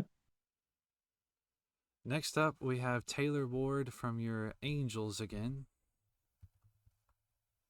Where All you? right. Well, I have him going across the country to Boston, like Rooker. Left fielder, like Taylor Ward. He would add some pop He would add some pop to the Red Sox roster with that starting lineup, and I just don't see him sticking around Anaheim. So that's my one team I can think of he goes to. Maybe he goes to somewhere like the Pirates. That would be the other option. But yeah, right now I would say either Red Sox or Pirates. This is my Jock Peterson for the Braves. Bellinger was the Soler. Taylor Ward is your Jock Peterson. Hitting Okay. 227, 16 home runs, 51 RBIs, a 710 OPS. I feel like the Braves want multiple outfielders. I feel like they're going to get multiple outfielders. And Bellinger, left-handed power bat. Taylor Ward, right-handed power bat. Fits the mold of Soler and Peterson. So I think I think the Braves are going to push it hard here because it's what the Braves do. Like they have that core together. They have Olson, Murphy, Riley. They have. Yeah. I mean, even though they're missing Spencer Strider, they still have three All Stars in that rotation. They have the possible Cy Young and Chris Sale in the rotation. Like you can't waste this season. I mean, obviously, I think right before we started recording this, Ronaldo Lopez went down with an injury. I'm not sure how serious that was, but Mm, that would be a tough blow for him. But you can always pick up a depth starting pitching, and it's not like the rest of their rotation has been terrible this year. They're getting good starts from some younger guys as well, so it's just giving flashbacks to when they won it last time. yeah. You're you brought up some good points there. I like that. But yeah, exactly. Um, yeah, the next three here coming up are going to be some. I've got about 5 or 6 teams for a few of these guys here. So let's start us off with number one. So we're moving into the pitching side of the ball now. Garrett Crochet from your 27-win Chicago White Sox. Well, you sold me on not holding on to him because of the 27 wins thing, and why ruin a kid's career on a rebuilding White Sox team. So the three teams I have him going to are I see I finally have Baltimore on my list of teams of where he goes. I don't think they're done at all making trades. And surprisingly, I've been really quiet with this NL West team, the LA Dodgers. I see him being a good addition to that lineup, starting lineup. And the other team I see him going to is the Red Sox to help um, boost their rotation. Yeah, I agree. I have one of the guys, uh, or one of the teams that you just mentioned, in on them. I think the Baltimore Orioles are a great destination for him. I think Yeah, he is 25, so he's still young, but he's only got 2 more years of control. I think Baltimore's looking yeah, at it like they have an abundance, and I mean of abundance of prospects. Their their infield is locked. Their outfield is locked. Their bullpen is pretty good now that they got Sir Anthony Dominguez in that Hayes trade. And where's the one area they can really improve? Starting pitching. Who's the best starting absolutely. pitching available right now? Garrett Crochet. Yeah, yeah, Well, yeah, for actually, we'll sure. get to another guy here in a minute that is in Yeah, trade rumors, but I don't think he's going anywhere. But I'll give you.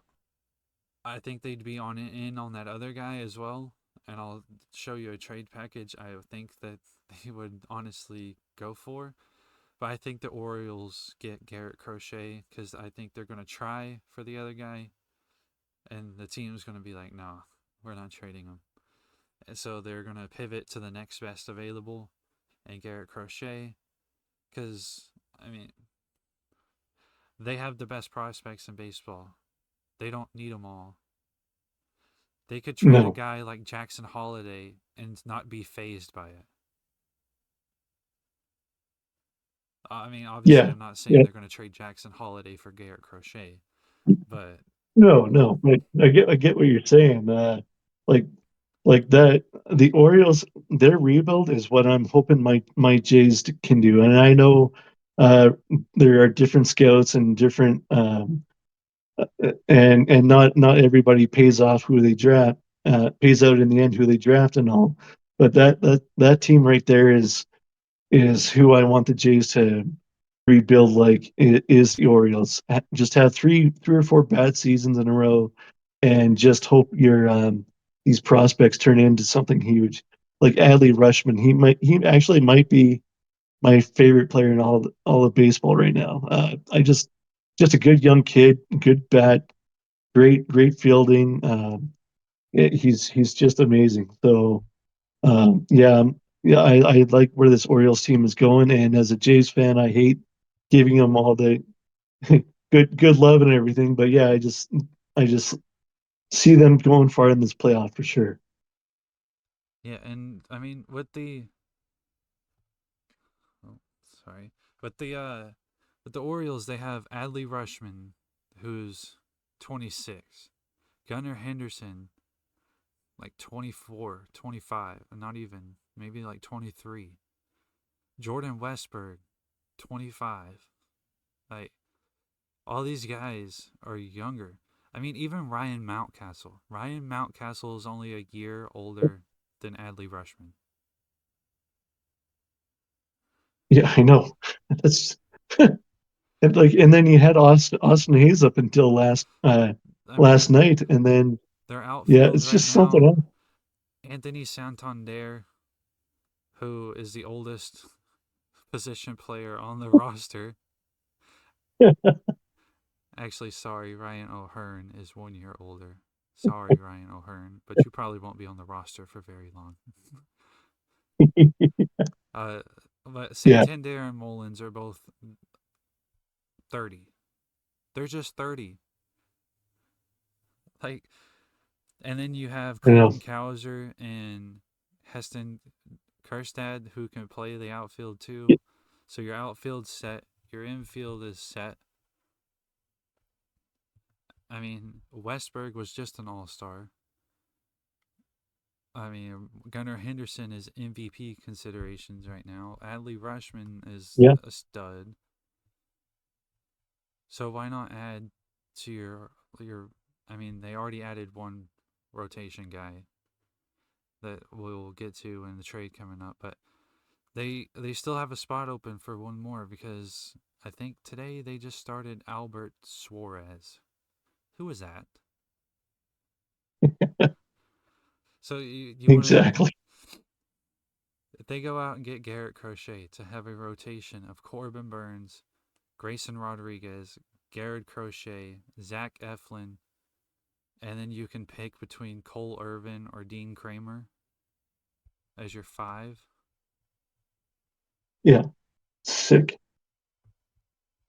And the That's thing just is, insane. they have the prospects to easily go do that. You're telling me Yeah, they could go out and offer the White Sox three other top 10 prospects, not be phased by it because they have so many of them, and just be like, okay, now we have five studs in the rotation. We have a lineup full of studs. Like, it just makes the most sense for the Orioles to get the best pitcher on the market because that's what they need. yeah, for sure, exactly. Yeah, that Orioles team is just going to be the nuts. Yeah. Especially considering he's still got 2 more years of control, and they don't know what's going to happen with Corbin Burns because I don't think he's is he in his last year of his contract? Uh, Corbin Burns. Let me double check this. Probably should have checked it beforehand, but yeah, he is a UFA next season. So there's no wow. guarantee Corbin comes back. So why not get a stud starting pitching who is going to not cost as much? And then if you bring Corbin Burns back, then you still have the three-headed monster of Burns, Rodriguez, and Crochet. I think we talked Yeah, about Crochet enough here, though. I think we have, yes. Yeah. The next Let's. guy is going to be even more. Jack Flaherty is up next, and Okay. yeah, interested to see where you got Um, him going.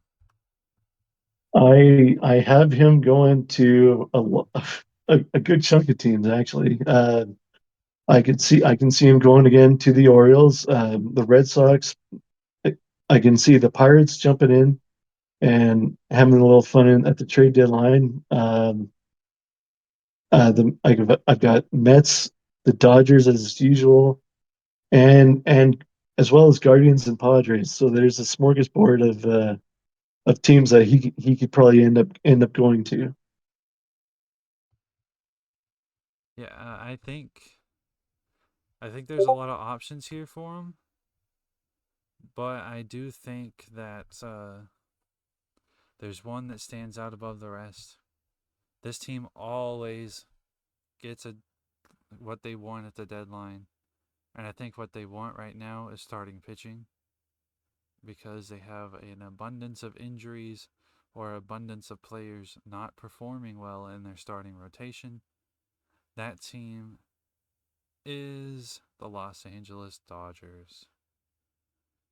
Soccer. He's a SoCal boy, so he's be making a homecoming.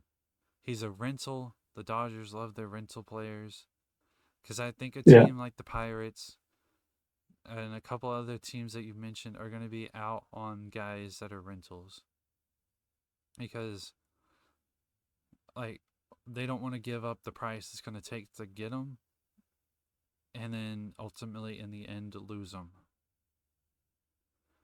fair, fair. So and the the Dodgers seem to grow prospects on tree. It's like every single time you see them trade someone, it's like, oh, they traded their top number 2 and number 4 prospect for this guy. And then those guys never pan out. It's like what how? You get people to buy in on these guys and then they never work out for them. So, Well, good points. Yeah. Maybe the Royals would they go after him?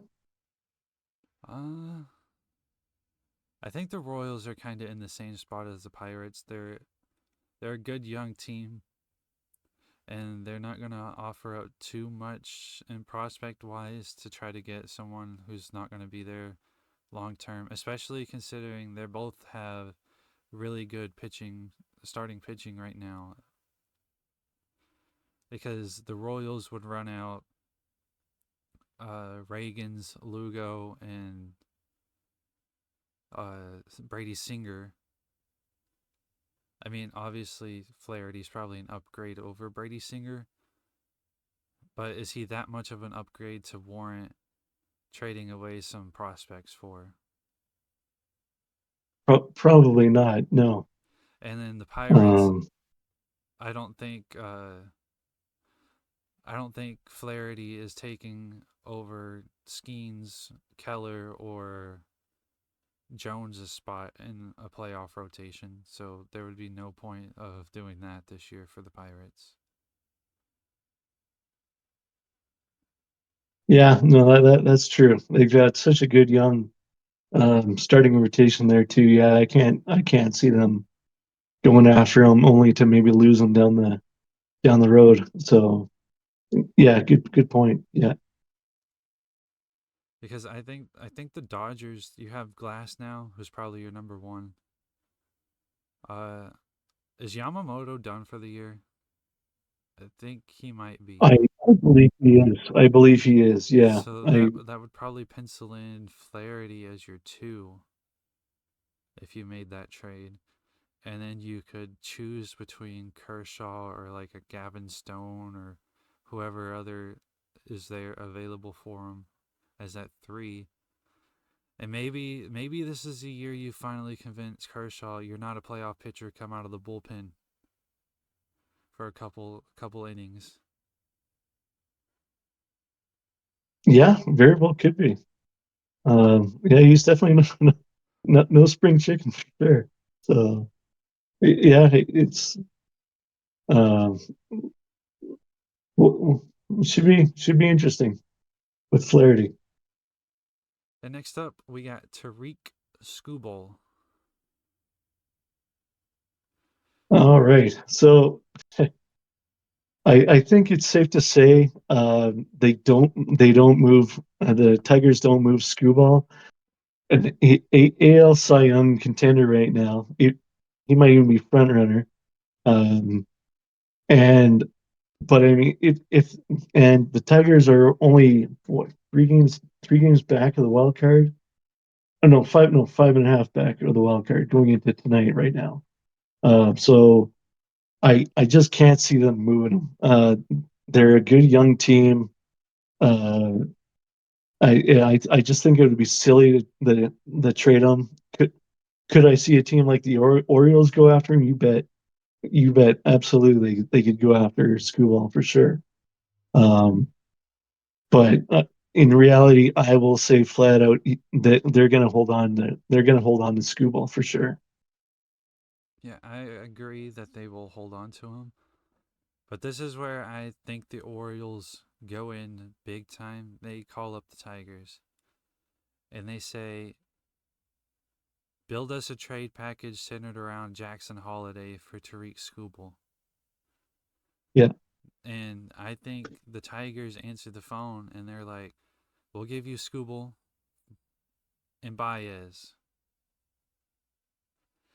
Because I think the only way you move Skubal is if you can get the team that you're moving him to one, overpay, pay a lot for him, and two, take on the Baez contract.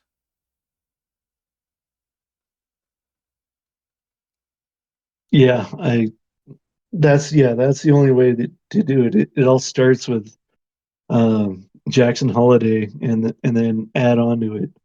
And Because hey, for the Tigers to move him. But right now, yeah, I let's just can't let's see. say hypothetically, you're the GM of the Tigers. I call you up. I'm the GM of the Orioles. I say, hey, I'll give you Jackson Holiday. I'll give you Colton Cowser, and I'll give you my number 7 prospect, and I'll take Tariq Skubal and Javier Baez off your hands.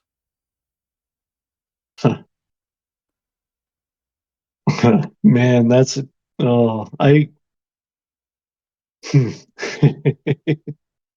don't think I would actually gamble on this one. And I would turn it down.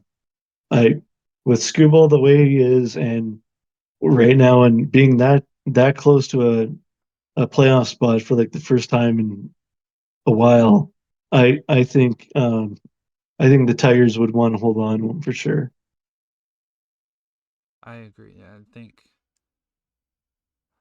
I think it'd be nice for them to get rid of Baez and the whole Baez contract, but I just don't think that they can part ways with Scooble considering he has like 3 more years of control, and Yeah, yeah, especially because if you're talking to the Orioles, you're going to center the trade package around Jackson Holiday. But realistically, if I'm or if I'm the Tigers, I'm looking and I'm like, Jackson Holiday looked like utter garbage when he got called up. he did. How many more years are we going to have to wait on this dude? Yeah, no, it's so true. I And would just yeah, they're looking as like, are the you might hate it. You might would go his ahead though. Go skill ahead. Sorry. ever translate? Yeah, I agree. Um, it would just be a hard. Yeah, I just it would just be I'm not a hard pass, an easy pass. My mistake. To just trade this kid away when even if Jackson Holiday is on the offer sheet, um, yeah, I would just stick with my guns and go with Skubal for sure. So next up, we got Blake Snell. Is he on the move? Uh, I can see him going. A few teams that I have here, I don't see him going to the. I don't see him going out east, but I could see him sticking with like one of the West teams, like um, Padres, I guess, somewhat West, Houston, and I could see him going to the Dodgers, and maybe the Dodgers saying, "Yeah, we're gonna move you, Clayton, to the bullpen, and we're gonna uh, put in a younger left arm in Snell." And but yeah, I or at the very most, again, the Giants just say, "No, no, we're an up and coming team. We're gonna hold on to we're gonna hold on to Snell." But yeah, those are some of the teams that I could see him going to. Like, he just seems like a West Coast kind of guy and doesn't want to go to like a Yankees or Red Sox kind of a town, I guess. Yeah. To me, there's only two options here. It's either the Giants talk to him and they say, "Are you going to accept your?" I think because he has an opt out. I think is he going to keep in his contract for next year or is he going to opt out? If he's opting out, then he's going to get traded to the Padres. If he's Yeah. saying, if he says, "I'll take the contract for next year, the guaranteed money," then I think the Giants keep him. But I think he's going to say, "No, I want to opt out," and try to get something longer term like he wanted this year since he fired his agent now and got a new agent. Okay. And I Yeah. think he goes back to the Padres because he's familiar with what they do there. He wants to finish on a high note. He, and I mean, I think they're going to be the team that's like, okay, we're familiar with him. We know what he does. We like what he does. We can probably get him for not that much considering he's really had an up and down year with the injuries and the just the play in general. And yeah, I think it's just a good fit for both of them, and then he can leave in free agency if he chooses to try to get that long term deal.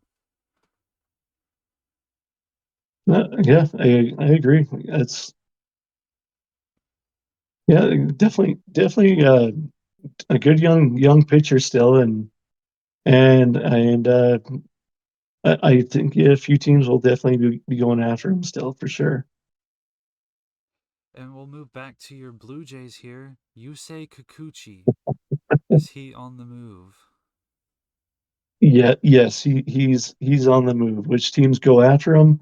I can see the Astros going after him uh, to boost their rotation, as well as a team that really hasn't been mentioned at all tonight a lot. The Cleveland Guardians. I can see him being a good lefty rotation, or left-handed pitcher, I mean, going into that rotation, and so those are the two teams I have Kikuchi going to. I have him going to the Guardians. Nice.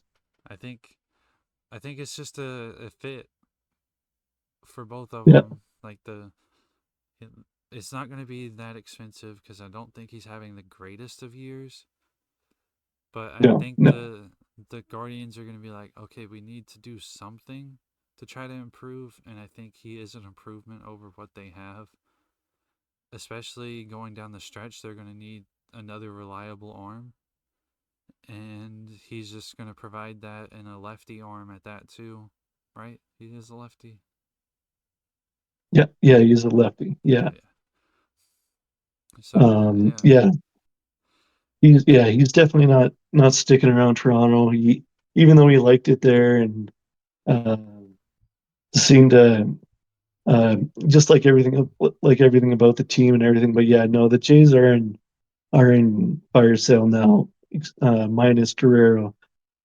So yeah, Kikuchi's definitely on the way out for sure. It's only a matter of when. The only concern I have about him going to the Guardians is the Guardians are not a team that likes rentals, and he is a rental. Unless they somehow convince him to stay around, or if they want him to stay around, then he'd be a free agent after this year. But I'm still sticking Good with my point. gut and Yeah, going Guardians. yeah. So I like those two teams. Yeah, Guardians and Astros for sure. And the last player we have here on our trade deadline segment, Mason Miller. Is Mason Miller on the move? Well, I mean, you see him, you see the news of him injuring his hand punching a massage table or some sort of table or whatever, and that was kind of stupid, obviously. But does a team take a chance on him? It depends on how long he's out for. I think is it like a 10-day kind of thing or 10 to 15 day? I I don't I don't think don't it know if he should got be it. too long. It's a fractured pinky finger on Oh, his jeez. non-throwing hand. Oh, then yeah, I see a contending, really any contending team, whether you're World Series contender or wild card contender, going after him. So the team I could see going after him would be the Pirates to help boost their bullpen, be like a mid relief pitcher, or set a man for Bednar. Um, I could see him again going like a Yankees or maybe Orioles as a bullpen arm for sure. I just don't see the Athletics sticking around with the Athletics now. As much like I can see every single team in the league except for maybe the White Sox calling up the A's and being like, "What do you want for this guy?" Yeah, An all-star closer in his rookie year, 6 years of control left. Like what team wouldn't want that on their roster? Again, except for the White Sox. And I just don't think the A's can pull the trigger on it. I think he's sticking with Oakland. fair. I mean, they got to keep someone. I mean, it's not saying like he's going to be there long term. He could be traded in No, the off season, next season. Who yeah, knows? But I just don't think they can pull the trigger on it right now. Especially he's only in his rookie year. They tend to hold on to players until they hit that 1 to 2 years of control left, and then they decide to pull the trigger on them. yeah. No, I agree for sure. You can, like I say, you got to keep someone on that team, and we can't create everyone. So he's got to be one of those guys that sticks around. Like it's not like the A's had a god awful season this year. They've actually been competing in some games. Um, so yeah, they got to. I think you're right. I think he could very well just stick around Oakland slash Sacramento slash wherever else they play for the next couple seasons. So yeah, And with that concluding our trade deadline talk, we'll move into a hopefully fan favorite portion of the podcast that we are titling The Angel Hernandez Experience. And what this is going to highlight is it's going to highlight the worst of officiating from around the different sports leagues. Obviously, right now, the only officiating we have going on is in Major League Baseball. I have my own pick. Zach has his pick. We will put the links to both of the videos in the description of this podcast so you can watch along as we talk here. I will go first, as Zach, my link is in our outline. If you can click on that and open up the video. And this is highlighting umpire Brian O'Nora as Yeah,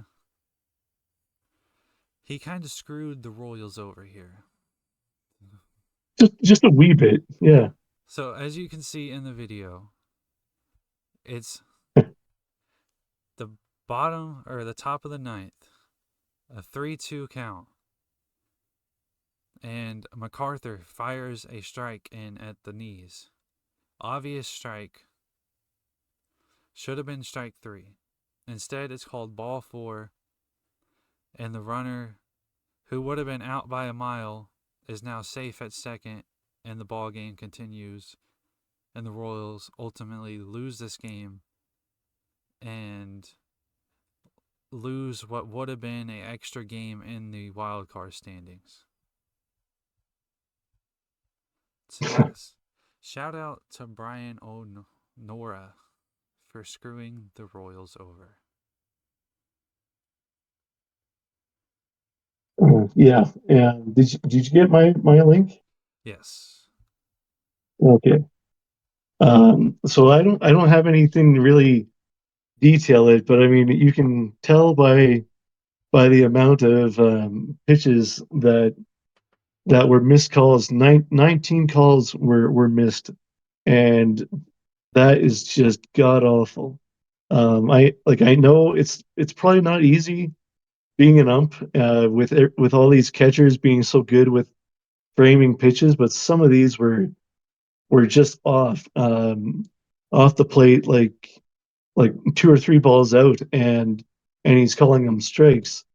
And then one of the pitches right down the heart of the plate, and he says it's a ball, and I'm going, what in God's green earth makes you call that a ball?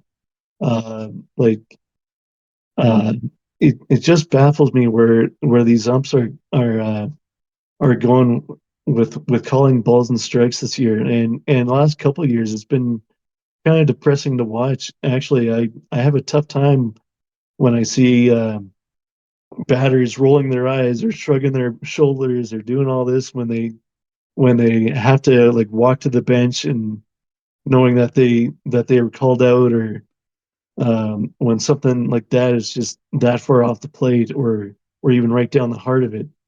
And yeah, so like I don't know what they're gonna do down the road with robot umps. I don't know. But yeah, it's just been kind of frustrating for me to watch baseball lately and seeing that kind of a thing. I think there's two things that they could do to fix this kind of performance from umpires if they don't want to go full robot umps. Is they need to do the umpires like they treat the players. If the players do not perform, they get sent down. So if you aren't going to Yeah, perform well as an umpire, the best from AAA are going to make their way up. And like, why not have the best umpires represent the best league? If you don't want to go down to AAA, don't be bad at your job. yeah, And agreed. And yeah, go ahead. I also think the challenge system would help extremely well too. I mean, it's kind of a rough spot because I think you should get a certain amount of challenges, and if you get it right, then you get to keep that challenge. Let's say you get 2 challenges per game. That way it doesn't. Yeah, That way players can't challenge every single pitch, but you can challenge the pitches in those big spots, like 2 out, full count, in the bottom of the seventh with the runners on second and third, and a ball is called a strike to end the inning. And it's like, come on now.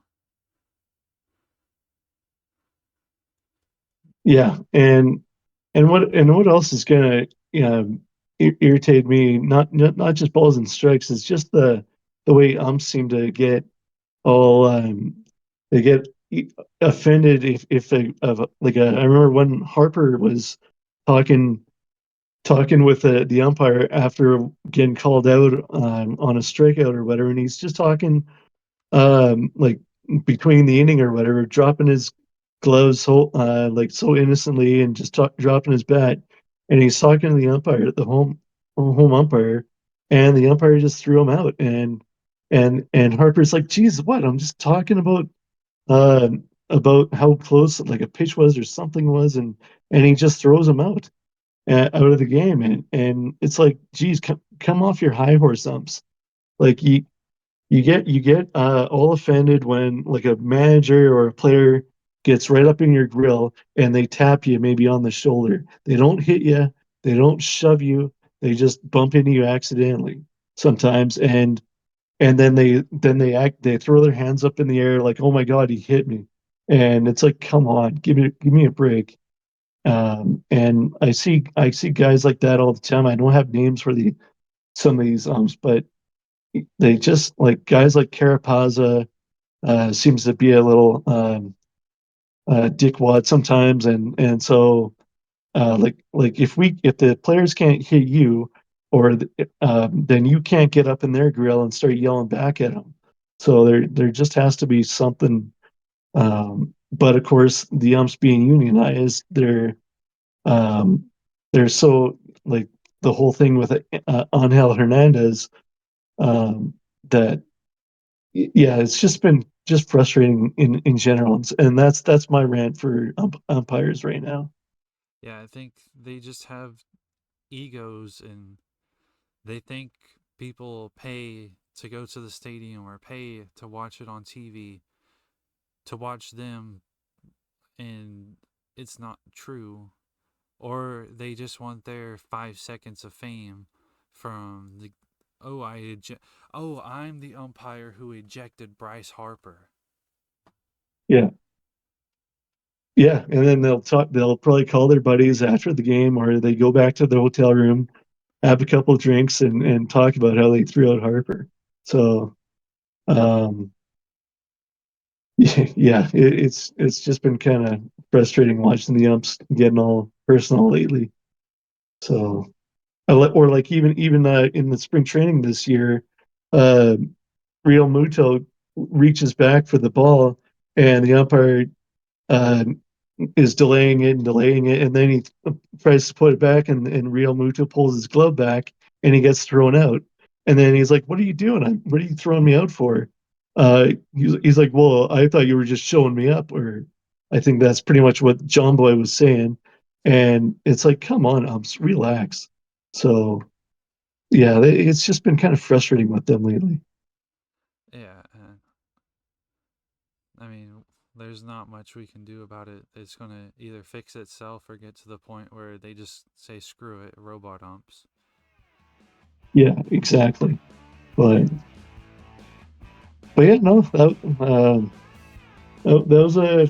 was fun. It was good, uh, some good conversations and small debates and all that to talk about with the players, and our first and second halves ups and downs, I guess, if you will. And yeah, that was a good discussion for sure. Yeah. And thank you everyone for watching. If you made it this far, a big thank you to that. Uh, Thank you. we will see you in next week's episode where we give you our more trade deadline talk as we discuss the trades that have happened and that are going to happen in the next couple of days before the deadline. And yeah, and we might get to some second half predictions in that episode as well. But until then, I've been Grant. That has been my co-host Zach, and we will keep Yeah. the bench warm for you until next time. See you guys. Take care, guys.